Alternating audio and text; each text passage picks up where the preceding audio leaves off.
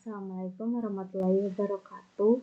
Perkenalkan, saya Nisa Darmaji Putri dengan NPM 2022 10515162 dari mahasiswa Universitas Bhayangkara Jakarta Raya dengan program studi psikologi. Pada video kali ini, saya akan memaparkan tugas kuliah dengan topik atau judul analisa kategorisasi skor melalui perangkat DASP dan Excel. Semoga penjelasan yang saya sampaikan dapat memberikan pemahaman yang jelas dan bermanfaat. Oke, yang pertama langsung aja kita ke Excel ya teman-teman.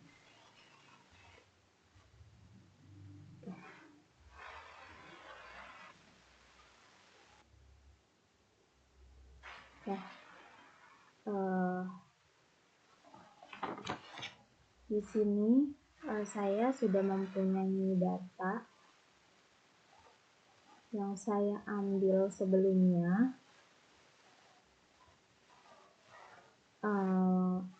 Lalu di sini buat satu tabel jumlah. Sebelumnya ini adalah jawaban responden dari angket kecerdasan emosional dengan kecemasan sosial. Lalu yang pertama kita akan mencari 3 kategori yang akan saya jelaskan, yaitu ada 3 kategorisasi. Yang pertama rendah, sedang, dan tinggi.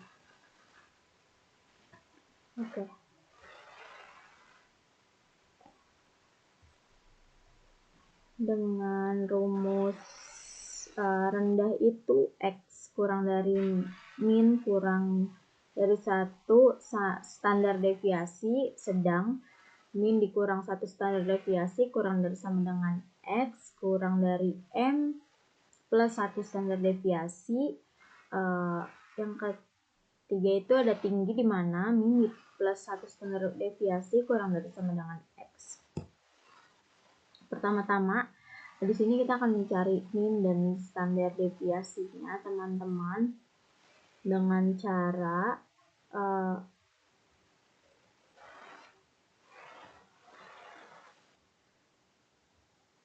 jawaban responden yang pertama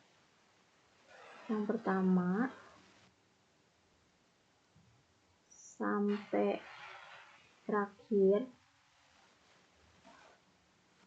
Sampai sini kita blok dengan rumus sama dengan sum. Lalu kita blok. Di sini kita mendapatkan hasilnya yaitu 59. Lalu langsung mendapatkan hasilnya, yaitu berbeda-beda tentunya.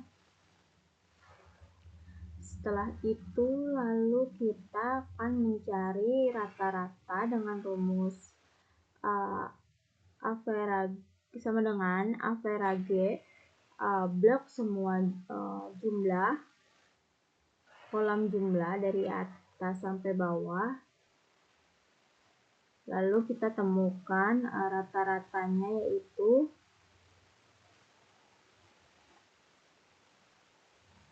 ini 59. Setelah itu kita akan mencari standar deviasinya dengan rumus STDEV, lalu blok jumlah dari atas sampai bawah. Lalu kita mendapatkan hasilnya yaitu 12. Setelah itu kita mencari rumus M kurang dari 1 standar deviasi dengan cara min ini 59 dikurang standar deviasinya 12, temukan hasilnya itu 47, dan sebaliknya yang min plus 1 standar deviasi itu 59 ditambah 12, yaitu hasilnya 71. Kemudian kita buat kategorisasinya di sebelah jumlah.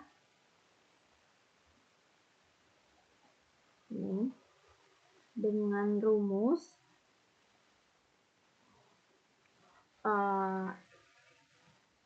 if jika ini kurang dari hasil yang pertama tadi, kurang dari 47 maka hasilnya rendah. Jika sedang itu antara 47, jika tinggi lebih dari 71. Ditemukan kategorisasi dari banyaknya responden.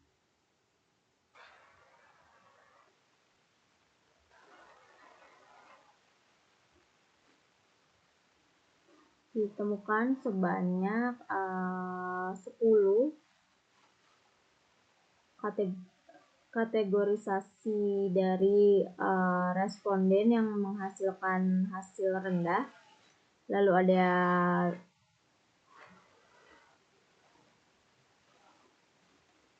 47 yang sedang dan 10 yang tinggi.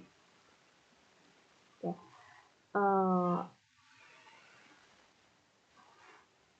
Kita langsung masuk ke JASP ya teman-teman.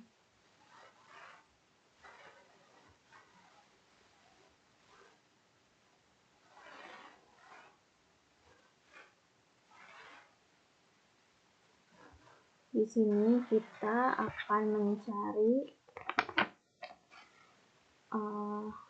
di sini ada frekuensi, lalu pilih yang binomial test, lalu masukkan jenis kelamin ke variabel, ditemukan hasilnya, value-nya kurang dari 0,001 yang dimana jumlah responden laki-laki secara signifikan lebih sedikit dibandingkan perempuan. Hal ini menunjukkan bahwa komposisi jenis kelamin dalam sampel ini tidak seimbang dengan dominan perempuan secara statistik yang signifikan. Lalu yang kedua masih frekuensi. Lalu kita klik multinomial test. Lalu di sini masukkan status pendidikan ke faktor teman-teman. Ditemukan hasilnya, p-value-nya kurang dari 0,01.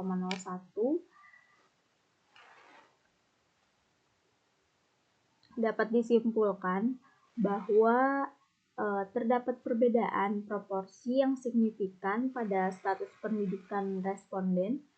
Hal ini juga menunjukkan bahwa distribusi status pendidikan tidak merata, dengan kategori S1 paling dominan secara signifikan dibandingkan kategori lainnya.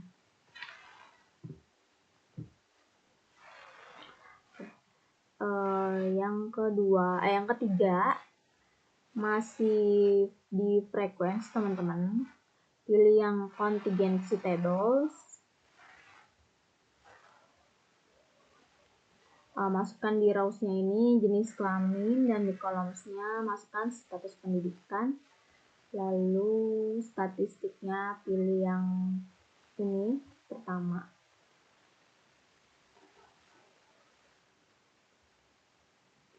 Di sini kita mendapatkan hasilnya teman-teman. Berdasarkan hasil chi-square test tersebut dapat disimpulkan bahwa terdapat hubungan yang signifikan antara jenis kelamin dan status pendidikan responden, yang dimana artinya itu distribusi status pendidikan berbeda secara signifikan antara laki-laki dan perempuan dalam sampel ini. Oke. Next, yang terakhir kita akan lihat di sini, klik t-test, lalu pilih one sample t-test.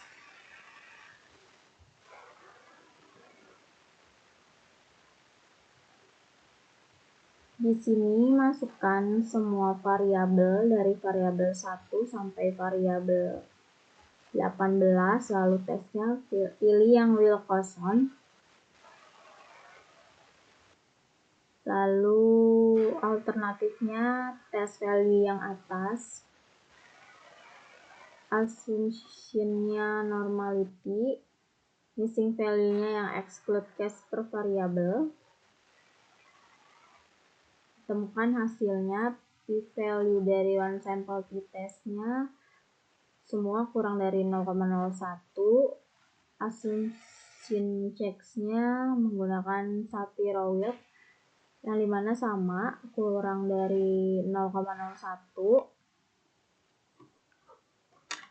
Dari hasil analisis seluruh variabel pertama sampai terakhir yaitu 1 sampai 18 menunjukkan hasil yang signifikan, yang artinya rata-rata nilai tiap variabel berbeda secara nyata dari nilai tengah yang diharapkan.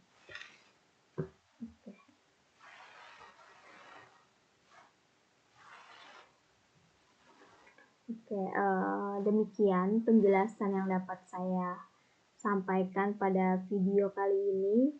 Saya menyadari bahwa masih banyak kekurangan dalam penyampaian. Untuk itu saya mohon maaf dan sangat terbuka terhadap kritik serta saran-saran yang membangun dari teman-teman.